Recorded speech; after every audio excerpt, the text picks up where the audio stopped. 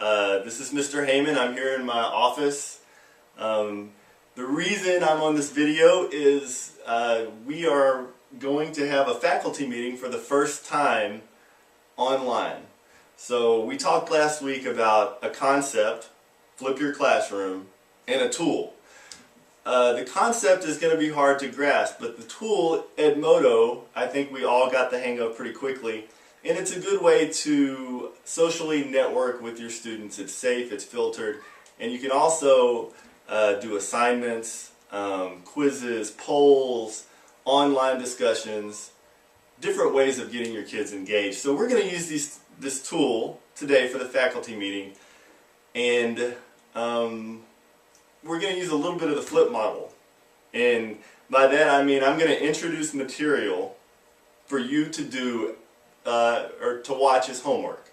So today we have two things to talk about. The crisis management plan, which I'm attaching to this post, and this plan is very important because it talks about all the different types of crises that we can have here in Galveston, and it also has the calling tree, a handy map of the campus. It's something that's really good to print out and keep with you in your desk. And the other thing that every one of you should have, because I delivered them to your desks, is the GISD Emergency Operations Preparedness Guide. The reason this is so important is when you have a crisis or an emergency, for example, an intruder in the building, panic sets in. And you may not remember everything that we talk about in a faculty meeting. So this is a quick way for you to know what to do in an emergency. And I recommend keeping this on your wall next to your desk, and you need to make sure that you have a copy of this. If I missed you, please let me know, because you really do need this.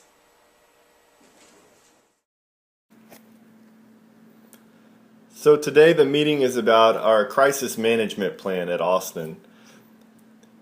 And in order to get credit for being at this faculty meeting, every one of you must share a good thing. In capturing kids' hearts, we've learned that we're going to start our classes with 3 good things. Well, the neat thing about doing this online is everybody can share a good thing. We're not limited by time. So share one good thing about your first day of school, and then the other requirement is that you go to someone else's good thing and ask them a follow-up question. You have to watch this video.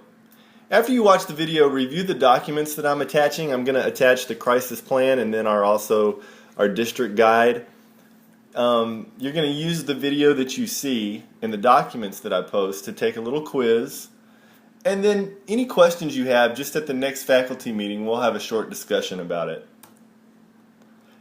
Fire drills are very important. The state law says that we have to have a fire drill for each month that has 10 or more school days. So we have a lot of fire drills.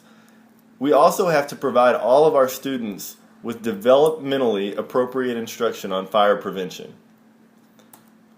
Well, how are we going to do this? We've decided to use our technology staff again this year to get this information to the students. For 5th grade, Ms. Guido is going to coordinate the plan, and for 6th, 7th, and 8th grades, Mr. Winstrig and Ms. Garcia will help to do this. Please work with them so that they can reach all of our students, because it's required. Now, fire drills are really important. We have to explain that to the students. Order and discipline are key. And I always try to tell students about 9/11. So many people, what the amazing story about 9/11 was how many people were saved. And the trick was that the fire department in New York was so good at keeping people calm and getting them out of those buildings quickly. We have a signal system at Austin. We have red folders that also have a green sheet of paper on the inside. You use this for your roll call. You're going to count for your students. If anyone is missing, show the red side of the folder. And if all are present, show the green side. Be sure when you go to your classrooms to look at the fire exit map and see which side of the building you are supposed to be using to exit. That will help us evacuate the building more quickly. Now, fire drills, we're going to have to treat each one like it's an emergency. A lot of times the kids don't treat them seriously because we don't treat them seriously. Anytime you hear an alarm, that should trigger urgency. Never expect that it's a drill. We must exit the building within 3 minutes. Think about that. A 3-story building within 3 minutes. That means we have to be serious. Mrs. Jackson is going to verify everyone on the east side, and I will verify all of the students on the west side. Mrs. Van Ness will be at her official temporary command post in front of the building.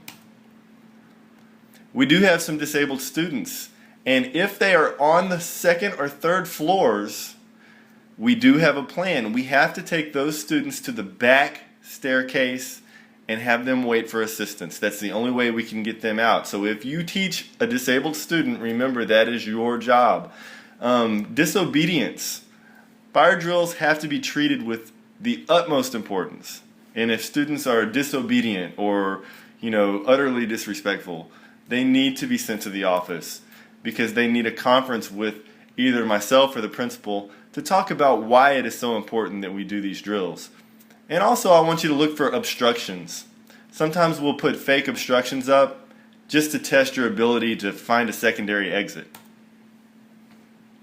Anytime we have an emergency, the media will be looking for a response. And just in general, as teachers, we are seen as officials of the district. And that's why we have to be really, really careful to defer the media to our PR department. At the campus level, all correspondence can be handled by Mrs. Van Ness. But I think you can understand why it's important to have one unified, consistent message, not 100 different messages from different teachers. And ultimately, it's not us, but the superintendent that it gets paid to be responsible for the district's response. Codes. We used to use codes, but we're not going to use those over the intercom because we don't know what they mean when we panic. So, the language we will use in an emergency is the same language you'll see in the guide that I have provided you. This is really scary, but it's a fact. School shootings and mass casualty have happened, they can happen, and they will happen in our public school system. When a lockdown is initiated, everyone must immediately hunker down inside of their classroom, lock the door. Students have to be reminded of this procedure. It's so important. It's urgent and it requires immediate action. Now, doors are locked. Students should be placed out of any line of sight of a window. Students should not be seen through a window for obvious reasons. Now, your role is so important. We have to keep those students calm. We have to prevent hysteria. Now, this can be made even worse if students pull out their cell phones and start reporting erroneous information. Parents will be alarmed. They will want to come to the school, pull their children out, and we don't even know what's going on. So please help to manage and control the emotions of the students. Probably the most important document that you're going to see within this document is the calling tree that I've pasted in the document. It's in the appendix of the campus plan. Now, when information changes or you move, you have to notify us because we really want to help you get information in a time of crisis. It's important, especially in a hurricane. We learned this with Ike. This is how we communicated with teachers. This is how we got information. This is how we knew when we could come back.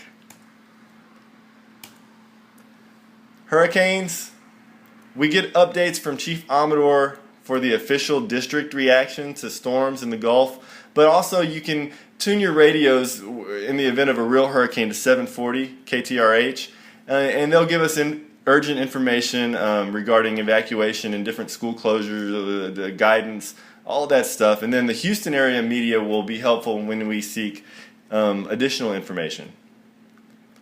So now it's time for your assignment. I want you to review the documents that I provided, and then I want you to think about this. How was this presentation different from the true flip model that you might use in your classroom?